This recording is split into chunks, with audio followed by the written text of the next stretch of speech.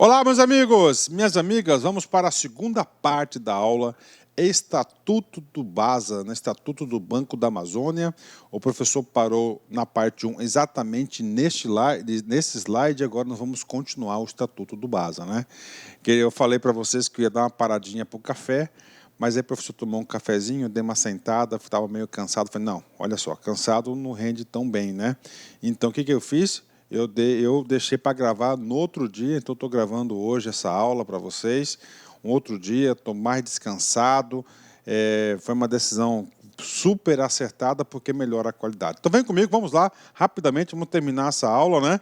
A maior parte da aula já foi repassada para vocês e nós estávamos falando sobre o quê? Nós estávamos falando sobre a diretoria executiva, e nós paramos exatamente na subseção 2, que trata o quê? Das vedações.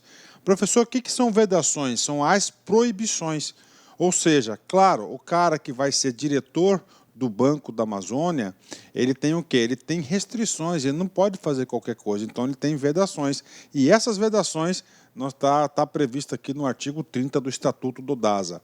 A investidura em cargo de diretoria executiva requer dedicação integral. É isso mesmo, né? Cara, o cara vai ocupar aí uma função importantíssima no BASA, que deve ter muitas atribuições diárias, né?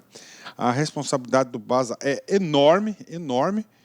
E claro que ele tem que estar o quê? De corpo e alma no serviço. Então, requer o quê? Dedicação integral. Grave essa palavra, dedicação integral, sendo vedada, proibida, a qualquer de seus membros, sob a perda do cargo, sob a perda do cargo, o exercício de atividades em outras sociedades. Ele quer integral no dado.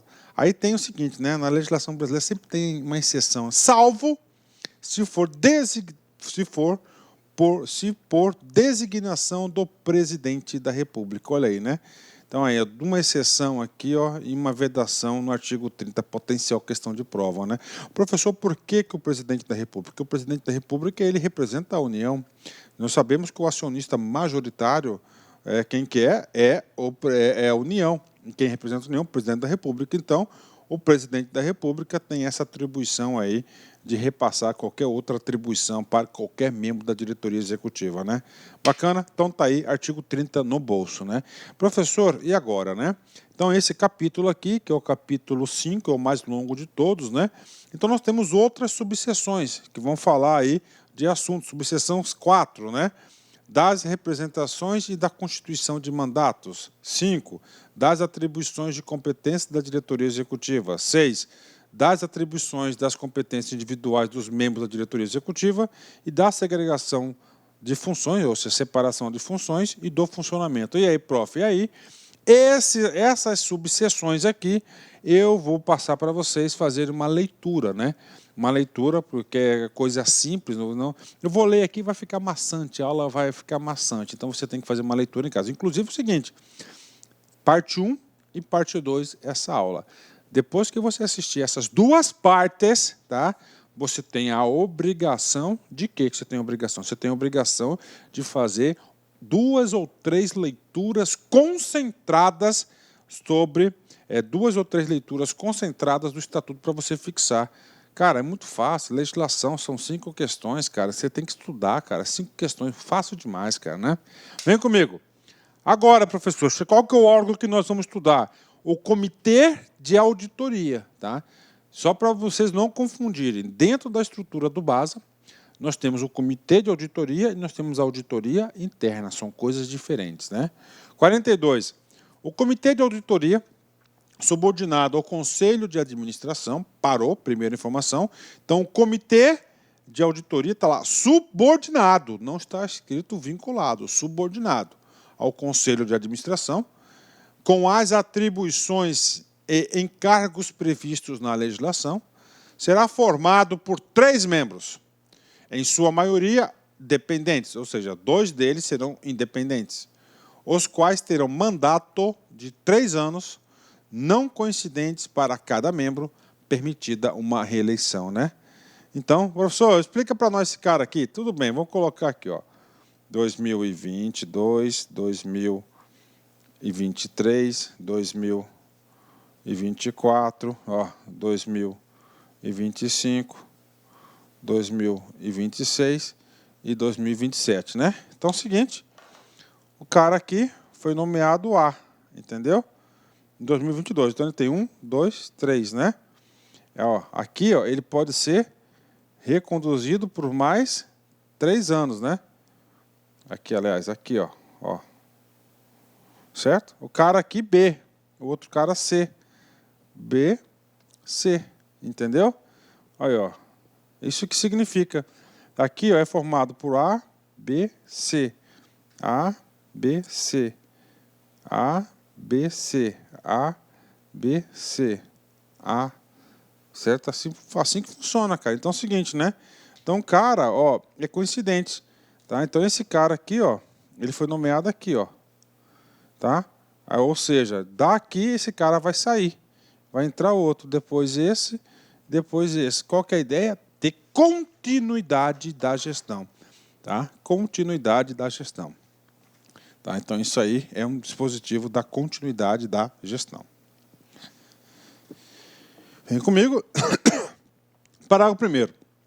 O Comitê de Auditoria é o órgão de suporte, olha aí, o órgão de suporte de quem? Do Conselho de Administração. Ao Conselho de Administração, no que se refere o exercício de suas funções de auditoria e de realização sobre a qualidade das demonstrações contábeis e efetividade dos sistemas de controle interno e auditorias interna e independente, tá? Então, bacana a atribuição dela aqui. Parágrafo 5º, atenção. Condições mínimas para integrar o comitê de auditoria. Professor, comitê de auditoria, qual que é importante? Cara, é muito importante. A auditoria ali vai verificar o quê? As análises internas, as auditorias internas, as auditorias independentes, os balanços contábeis da diretoria executiva, o desempenho do banco. Ali vai atestar a conformidade de acordo com as regras e normas vigentes. Então, não é qualquer pessoa que pode estar ali. E claro que o legislador aqui colocou o quê? Ó, o rol de exigências aí muito grande, né? São mínimas para entender. Primeiro, não ser ou ter sido nos 12 meses anteriores a nomeação para o comitê. Tá? Olha só.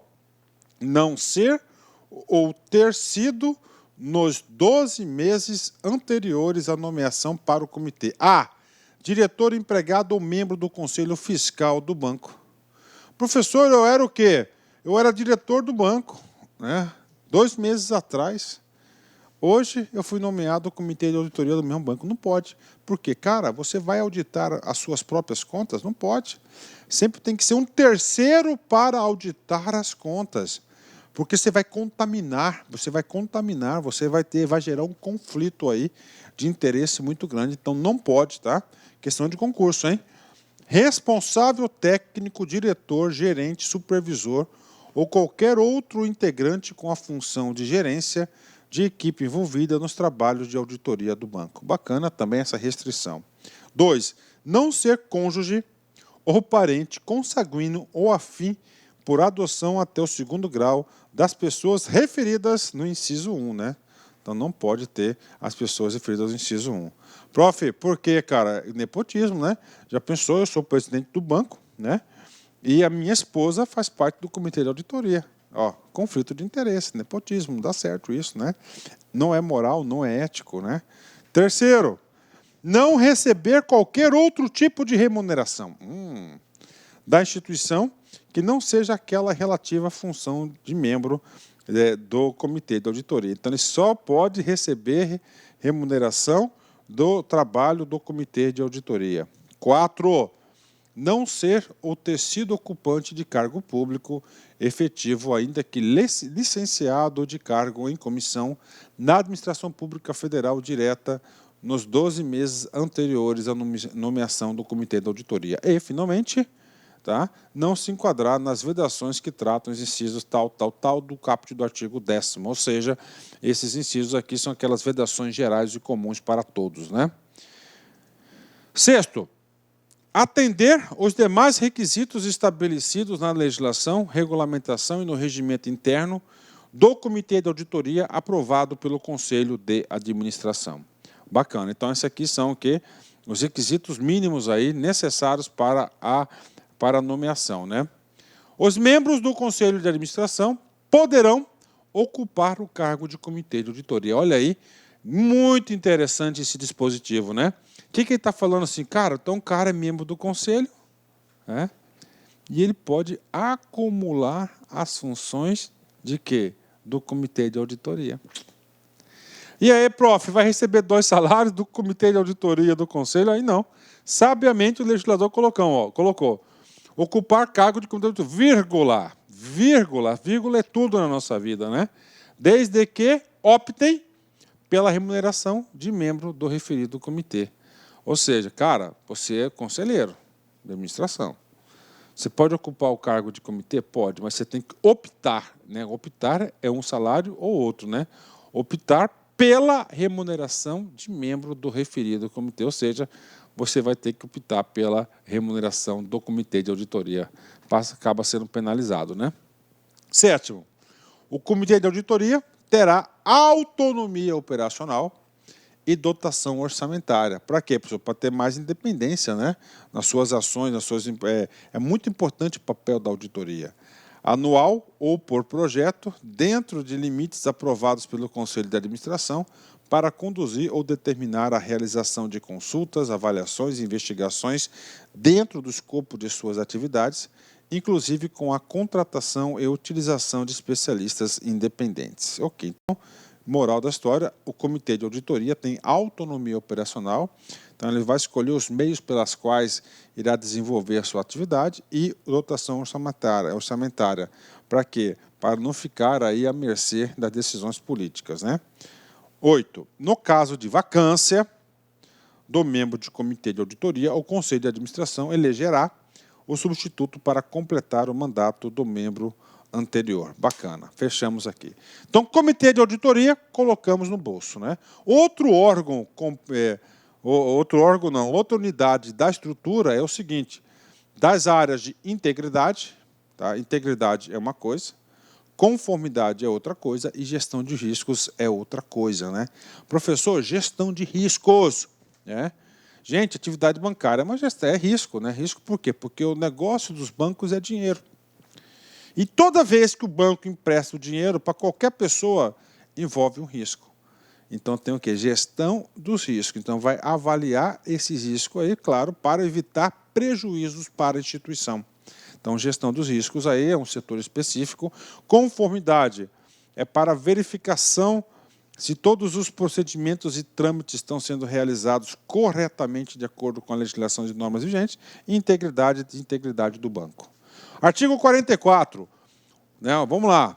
Chegou a hora. O banco disporá em sua estrutura organizacional de áreas de integridade. Então, tem uma área de integridade, tem uma área de conformidade e uma de gestão de riscos, né? Com mecanismos que assegurem atuação independente. Olha que coisa interessante, para não ser influenciada.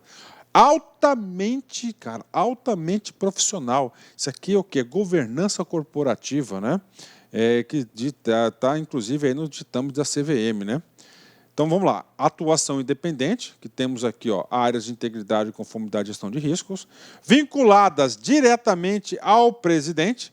Professor, por que vinculadas diretamente ao presidente? Quem que é o dirigente máximo do BASA? É o presidente do BASA. Então, já fica vinculada diretamente ao presidente do BASA, tá? Para o quê? Para não receber ordens de quem está abaixo do presidente. Então, está lá, né? Podendo ser conduzida por ele próprio, ou seja, o próprio presidente pode ser o responsável por essa unidade, ou por diretor estatutário, qualquer um dos outros diretores, com as seguintes atribuições. 1. Realizar a gestão integrada de riscos e de capital. Administrar as ações de identificação e gerenciamento de riscos. Definir os níveis de risco e de alocação de capital adequados às estratégias da estrutura do banco e, finalmente, enviar relatórios trimestrais ao Comitê de Auditoria sobre as atividades desenvolvidas pela área de integridade. Pronto, colocamos no bolso aqui o capítulo 7º. Capítulo 8º, auditoria interna, né? Atenção, então nós temos o comitê de auditoria, uma coisa, tá? O comitê de auditoria é formado por 3 pessoas, está lá, independentes, ok? E nós temos o quê? A auditoria interna, isso aqui é permanente, um setor estruturado, né? É um setor lá que trabalha no dia a dia da operação, né? O banco disporá de uma auditoria interna diretamente subordinada ao Conselho de Administração. É um outro setor, auditoria interna, né? Vamos lá, ouvidoria, muito importante a ouvidoria. Inclusive, ouvidoria, é a segunda vez que você está estudando esse cara aí. Nós temos, né, a resolução, né, do Conselho Monetário Nacional, 4443, né, que obriga, tá, obriga todos os bancos, né, a incluir componente organizacional, na estrutura organizacional, de ouvidoria. Olha aí. Tá certo? Então, olha só. Então, eu estou provando para vocês que o BAS aí está atendendo a regulamentação específica da ouvidoria. E aí, prof? E aí, vamos ler, cara. Potencial questão de prova, né? O banco disporá de uma estrutura organizacional de uma ouvidoria, com a atribuição de assegurar a estrita observância das normas legais e regulamentares relativas aos direitos do consumidor e de atuar como canal de comunicação entre o banco e os clientes e usuários de seus produtos e serviços, inclusive na mediação de conflitos, né? Para quem estudou lá comigo a resolução do Conselho Monetário Nacional 4433, observa o seguinte, né, que exatamente aqui é o texto constante lá na resolução. Para o primeiro, a atuação da ouvidoria será pautada pela transparência, independência, imparcialidade e isenção. Gente, o examinador adora o princípio, cara, pela transparência, independência, imparcialidade e isenção, sendo dotada de condições adequadas para o seu efetivo funcionamento. Parágrafo 2º. A ouvidoria terá assegurado o acesso às informações necessárias para a sua atuação, podendo, para tanto, requisitar informações e documentos para o exercício de suas atividades no cumprimento de suas atribuições. Ou seja, o Estatuto do BAS está dando carta branca de informações para a ouvidoria. Faz sentido? Com certeza, né? Então, ali ele vai ter que ir a fundo atrás das informações, claro, para fazer o quê? Mediação de conflitos, criar um canal de comunicação entre o banco e os clientes do próprio banco, né? Parágrafo 3º. O serviço prestado pela ouvidoria aos clientes e usuários dos produtos e serviços do banco será gratuito e identificado por meio de número e protocolo de atendimento. Questão de concurso, cara. Isso aqui também é um dispositivo da 4433. Então, o banco pode cobrar pelo serviço de ouvidoria? Não pode, ele tem que ser gratuito. 2. Todo atendimento tem que ser identificado por um número de protocolo de atendimento. Tá? Ok, fechou. Está na portaria. A função de ouvidor será desempenhada por empregado que compõe o quadro de pessoal próprio do banco. Tem que ser empregado. Professor, por que você não fala funcionário? Porque está errado. Aqui não é funcionário, né? Funcionário é para a administração pública direta, ok? Isso é para o estatutário, né, da Lei 8.112, no caso da União, porque o banco aqui é federal. Aqui é empregado. Todo que tem um regime CLTista é chamado de empregado. Então, o cargo de ouvidor tem que ser o quê? Empregado do banco. Tá? Muito importante, né? Mediante comissão compatível com as atribuições da ouvidoria, ou seja, ele vai ser remunerado por isso, que exercerá mandato pelo prazo de 1 ano, renovável por iguais períodos, sendo designado e destituído a qualquer tempo pelo Conselho de Administração por proposta da diretoria executiva. Olha que interessante aqui, então, a diretoria executiva que vai nomear e vai propor a nomeação ou a exoneração e o Conselho vai validar ou não essa proposta, né? Mandato do ouvidor, 1 ano, prorrogáveis por mais 1, 2 anos no bolso aí do cara aí, contribuir com a sua instituição. Bacana, né? Colocamos no bolso a ouvidoria. Vamos para o outro órgão, Comitê de Remuneração. Tá? E aí, prof, cara, é conselho de administração, né? É conselho, é de presidente, é diretor, comitê de auditoria, ouvidor. Todos esses caras ganham, têm um dinheirinho a mais, né? Então, sabiamente, o Estatuto do BASA criou uma unidade organizacional chamada de Comitê de Remuneração. Para quê? Para cuidar da remuneração desse povo, fazer propostas. Vamos lá. Ó, 51, boa ideia. Contará o banco, em sua estrutura organizacional, com um comitê de remuneração, que deverá se reportar-se diretamente ao Conselho de Administração, com as atribuições e encargos estabelecidos na legislação e regulamentação específicas. O Comitê de Remuneração será integrado por 3 membros efetivos e 2 suplentes, sendo que 2 deles, um titular e um suplente, não poderão ser administradores, né? Então, esse Conselho de Administração tem colocando aí que desses 5 membros, 2 não podem ser o quê? 2 não podem ser administradores do banco, né? Não podem ser estatutários, os demais podem ser, ok? Então, esse aí é o Comitê de Remuneração. Tem mais, prof? Tem. Comitê de Elegibilidade. Tá? Como assim, professor? Tem eleição lá na Assembleia Geral, não é isso? Dos acionistas, tem várias eleições aqui. Então, o que acontece? Não tem vários requisitos que a legislação coloca para o cara ser, não pode ser em 12 meses, não sei o quê, não sei o quê.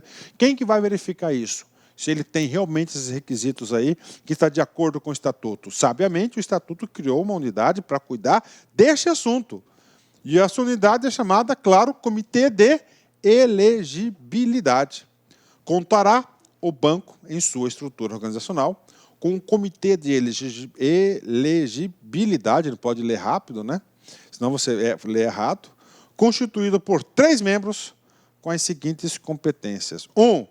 Opinar, de modo a auxiliar os acionistas na indicação de administradores e conselhos fiscais sobre o preenchimento dos requisitos e ausência de vedações para as respectivas eleições. Aí. Então, ele vai opinar. Opinamos pela recomendação, opinamos pela nomeação, indicação do administrador, do conselheiro tal. Pronto. Não. Por quê? Por isso, isso. Né? E verificar a conformidade do processo de avaliação dos administradores e dos conselheiros fiscais. Bacana, né? Colocamos no bolso o Comitê de Elegibilidade. Agora, capítulo 12 do Conselho Fiscal, né? O Conselho Fiscal também é uma exigência lá da Lei 6.404/76, né? Conselho Fiscal do Banco da Amazônia funciona de modo permanente, integrado por 4 membros efetivos e igual número de suplentes a saber. Então, o Conselho Fiscal vai cuidar o quê? Das finanças do banco, né? Vai opinar sobre as finanças do banco. Quem faz parte? 3 eleitos pela União, indicados pelo ministro da Fazenda. Então, o ministro da Fazenda vai indicar os 3. Só que o ministro da Fazenda tem que indicar um representante do Tesouro Nacional, que deverá ser servidor público com vínculo permanente com a administração pública federal. Tem que ser servidor efetivo, né? Tem que ser servidor efetivo. E, finalmente, um eleito, né? Pelos detentores de ações ordinárias minoritárias, né? Ordinárias são aquelas ações que têm direito a voto, né? Então, são o quê? E aí, né? São os acionistas minoritários, também é um requisito, é uma regra aí de quem? É uma regra da... Isso aqui também é uma regra da... Como é que eu vou falar para você? Da Lei 6.404, ali das SAs, né? Ok, né? Os membros do Conselho Fiscal têm prazo de atuação de 2 anos, sendo permitidas, no máximo, 2 reconduções consecutivas. Bacana, né? Finalizamos aí do Conselho Fiscal. Das operações de crédito, capítulo 13. Operações de crédito. O que o banco faz todos os dias, né? O banco todos os dias fazem isso, operações de crédito. Aliás, o banco vive disso, né? As operações de crédito, né? de emprestar dinheiro, claro, dinheiro dos outros, né? Eu falei para vocês que o banco aí trabalha sempre nessa perspectiva, né? A intermediação financeira. Artigo 62.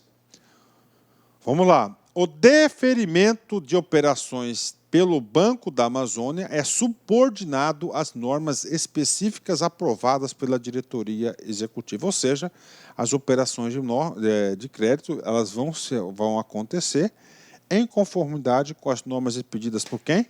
Diretoria executiva. Lá na prova o cara pode colocar aqui o quê? Conselho de administração, tá? O Banco da Amazônia poderá colaborar em outras instituições congêneres na execução de programas de assistência financeira por meio da concessão de crédito a mutuários selecionados ou de contratados de repasse a instituições financeiras públicas e privadas, inclusive cooperativas e outras associações de produtores. Bacana, sem muito acrescentar, né? Artigo 64, importantíssimo, cara. As decisões relativas às operações de crédito serão sempre tomadas em regime de decisão colegiada. Professor, decisão colegiada significa dizer que é mais de uma pessoa que toma a decisão. Isso aqui, claro, que está de acordo com o quê? Com a gestão de riscos. É para diminuir os riscos da operação. Tá? 2, 3 pessoas pensam melhor do que uma pessoa. E aqui eles tomam decisão em relação a dinheiro, cara. A dinheiro. Tá? Então é muito perigoso isso, né? Conforme estabelecidas no regime de alçadas, né? Professor, tipo assim, aqui está o atendente. Ok? Então o atendente tem alçada para autorizar até R$1.000. Certo? Ok. Aí o seguinte, tá? Vamos colocar assim, de 1.000 até 10.000, ok? É o atendente mais o gerente da conta, ok? Fechou. Aí de 11.000 até 100.000, o exemplo aqui, vai ser o gerente da conta mais o gerente geral, tá? Aí aqui, 1 milhão. Certo? 1 milhão aqui. O que acontece aqui? 1 milhão, gerente geral mais superintendente. Exemplo. Está aí. 10 milhões, superintendente mais 2 diretores de aprovação. Então, isso aqui é o regime de alçadas. Até onde ele pode ir para tomar decisões. Eu dei um exemplozinho muito simples aí para que você fixe o conteúdo. Professor, o que eu tenho que levar para a prova? Você tem que levar para a prova, tá, que as decisões relativas às operações de crédito, que é o empréstimo e financiamento lá dos recursos do banco, tem que ser decisões colegiadas, mais de uma pessoa, e regime de alçadas, potencial questão de prova, né? 65. Os membros dos conselhos de administração e fiscal, da diretoria executiva e do comitê de auditoria é vedado intervir. Olha aí, então ele está proibindo todo mundo, conselho de administração, fiscal, diretoria executiva, comitê de auditoria, esses caras que são aí, desculpa aí, a nata, né? A nata do banco não pode intervir nas o quê? Nas decisões de operação de crédito, no estudo, deferimento, controle ou liquidação de qualquer operação em que, direto ou indiretamente, sejam interessadas sociedades da qual tenham o controle ou parcela superior a 10% do capital social, ou seja, eles não podem trabalhar, isso que gera conflito de interesse, né? Conflito de interesse não pode aí participar dessas decisões aí. 66. O Banco da Amazônia contratará a cada 2 anos empresa de auditoria para avaliar o processo de gestão de crédito e de análise de mercado e o processo de deferimento de operações do banco, submetendo os resultados do trabalho à apreciação da diretoria executiva e dos conselhos de administração e fiscal, ou seja, controle em cima de controle. Como o negócio do banco é dinheiro, cara, como o negócio do banco é dinheiro, então tem que tomar cuidado mesmo, né? Então tem que ter controle, cara, porque rapaz, eu conheço várias pessoas que foram mandadas embora, demitidas do banco, outras convidadas a sair, porque o cara, né, faz rolinho, para evitar, né? Capítulo 14, o seu capítulo, tá? Do regime de pessoal, vem comigo. Os empregados, não são servidores, não são funcionários, são empregados, né? Os empregados do Banco da Amazônia serão admitidos obrigatoriamente mediante aprovação em concurso público, e que você vai fazer de provas ou provas de título sob o regime jurídico de trabalho CLT. Então, eles são CLTistas aí, né? Pessoal do banco. E o provimento é através de aprovação em concurso público, está no Estatuto do Banco, né? Tem uma exceção? Tem. O parágrafo único. O que o parágrafo único diz? É o contrato temporário, que é por prazo o quê? Determinado, também previsto aí na Constituição Federal.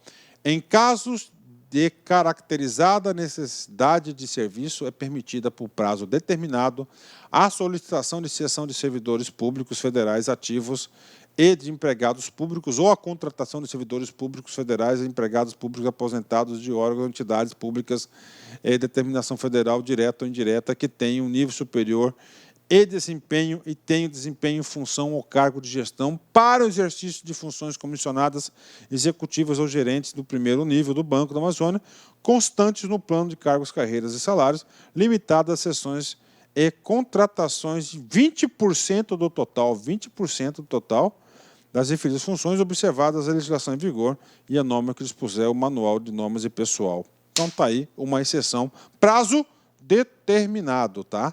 Prazo determinado. O cara que entra no anterior é por prazo indeterminado. O que é importante que o prazo determinado não pode ser superior a 20%, tá? Bacana, fechou, né? Vamos aí comigo, né? Do exercício social, das demonstrações financeiras, dos lucros e reservas. Aqui é uma parte mais contábil, então a gente não vai adentrar aí em detalhe desse cara aqui, é mais contábil, né? O exercício social do banco corresponde ao ano civil, 1º de janeiro a 31 de dezembro, ok? Nos dias 30 de junho e 31 de dezembro de cada ano, serão levantados os balanços, né, gerais, com parecer de auditores independentes, observadas as prescrições legais e contábeis regulamentadas pelo Banco Central do Brasil. Esse capítulo 15 aqui é um capítulo específico para a parte de contabilidade, né? E, finalmente, vamos para o último, né? Nosso último aqui capítulo, que é o capítulo 16, né? Das relações com o mercado, né? O banco é uma sociedade anônima, então tem que se relacionar com o mercado e tem que se relacionar, também é um banco federal público, né? Tem que se relacionar com os stakeholders, com as pessoas que estão ao redor do banco. O Banco da Amazônia, realizará pelo menos uma vez por ano reunião pública com analistas de mercado, investidores e outros interessados para divulgar informações quanto à sua respectiva situação econômica, financeira, projetos e perspectivas. 2. Enviará à Bolsa de Valores, além de outros documentos a que esteja obrigado por força da lei. A. Calendário anual de eventos corporativos. E. B.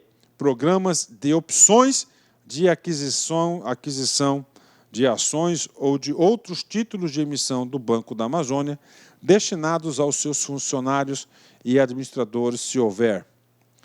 Disponibilizará em sua página da internet, além de outras informações, sobre demonstrações financeiras trimestrais, semestrais, anuais e facultativamente balanços intermediários em qualquer data, inclusive para o pagamento de dividendos, observadas as prescrições legais. B. Divulgadas na reunião pública referida no inciso 1 deste artigo e prestadas à Bolsa de Valores na forma do inciso 2 deste artigo, colocar na internet, né? 4. Adotará medidas com vistas à dispersão acionária na distribuição de novas ações, tais como garantia de acesso a todos os investidores interessados ou distribuição a pessoas físicas ou investidores não institucionais de no mínimo 10% das ações emitidas, né? Pronto, colocamos no bolso aí o Estatuto do BASA, tá? Aula longa, aula detalhada, tenho que ser sincero contigo, o professor se esforçou ao máximo para passar esse conteúdo, um conteúdo que eu tenho certeza que vocês aí não têm familiaridade com ele, mas você tem que fazer a sua parte. Eu sempre digo, concurso público, o aluno tem que vencer as suas paixões, né? O aluno tem que vencer as suas paixões. Olha só, gente, e vou dizer para vocês, só isso aqui não é suficiente. Cara, de novo, você tem que pegar e fazer a leitura, cara. Fazer a leitura 2, 3 vezes, tá? Coloca esse ponto na sua mão, cara. Não perde esse ponto, tá? Vem comigo, o encerramento aqui, Aristóteles, né? A coragem é a primeira das qualidades humanas porque garante todas as outras, né? É aí, coragem, né? Qualidade humana. O cara que é medroso, tem medo de tudo, não vai para frente porque ele não consegue agir. Tudo ele tem medo, não vai para frente, né? Pessoal, forte abraço, fique com Deus. Fui, tchau, tchau. Clique-claque.